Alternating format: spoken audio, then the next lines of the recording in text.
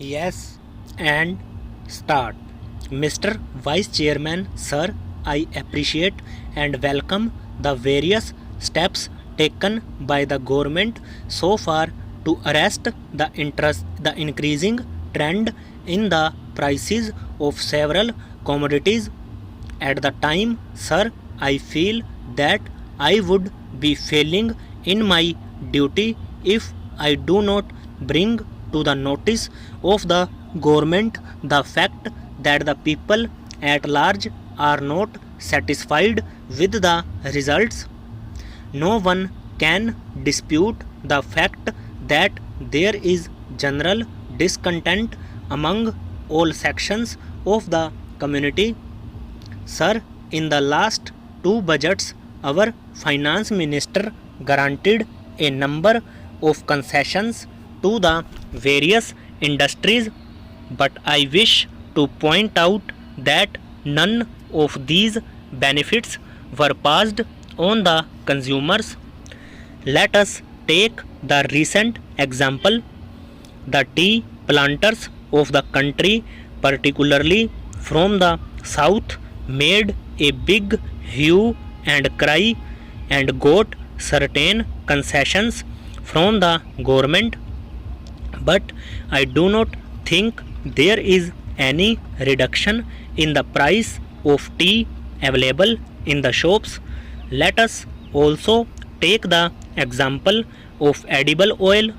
Sir, there is no justification for the increase in the price of edible oil, particularly when we take note of the point that a huge quantity of oil has been imported in the country, and also in view of the prevailing prices of oil seeds. Sir, the finance minister was good enough to invite suggestions from the members of this house. I would like to make one or two suggestions for this consideration. Sir, for a very long time, the organized sector of the employees in this country, to whichever political ideology they belong, have been demanding that all industrial establishments in the country should be compelled to open fair price shops and sell essential commodities to their workmen at subsidized prices.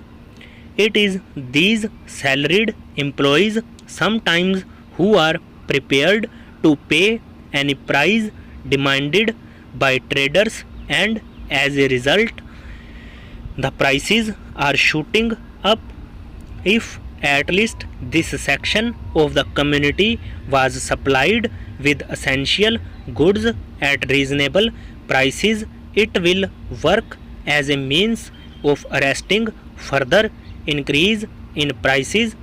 In some cases, the producers feel it will be profitable for them to suppress the production and sell those essential articles in black market and get enough profit. The producers should not be allowed to raise the prices unnecessarily where in a area there are short supplies. There is also another point I would like to bring to the notice of the Honorable Minister. Sir, the Excise Inspectorate is not as effective as it should be. I am coming, sir, from an area where nearby there are a large number of oil mills which produce oil, particularly groundnut oil.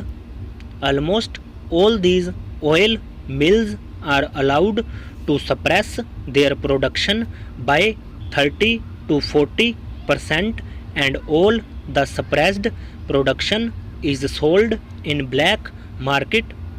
If they are brought to the regular production list and regular market and regular sales, the pressure on oil prices may not be that much as we are having today.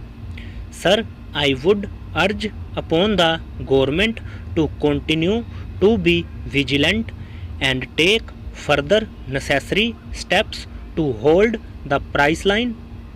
Before concluding, sir, I would like to appeal to all my colleagues, particularly those in the opposition, not to support any action which disrupts production, leading to shortage and consequently further increase in price.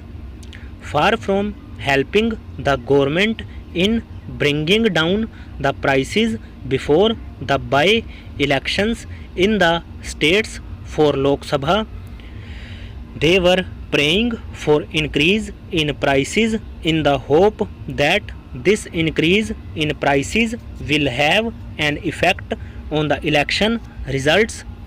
The last by-elections were fought more on the basis of the prices than ruling, but in spite of the increase in prices, our party candidates were returned to power. This does not mean that the people are satisfied with the prices that were prevailing, but in spite of their difficulties and in spite of the higher prices, the people of this country believed our leader and our party. They also believed in our capacity to hold the price line. They also believed that this can be done and controlled only by the government led by the Prime Minister and by no other person. At the same time, I would like to give a word of caution to my own leaders. This comparison with the other countries does not satisfy anybody. We cannot be compared with the developed countries where the inflation is higher. There is no other country in the world which is having half of its population under the poverty line.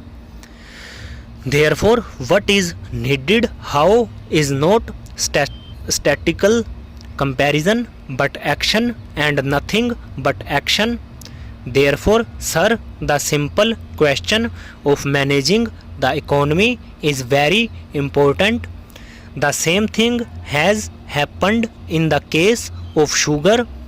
Even when the government had ample sugar stocks, they did not care to release the stocks to bring down the price when the sugar was selling at rupees 14 to rupees 16 per kg over.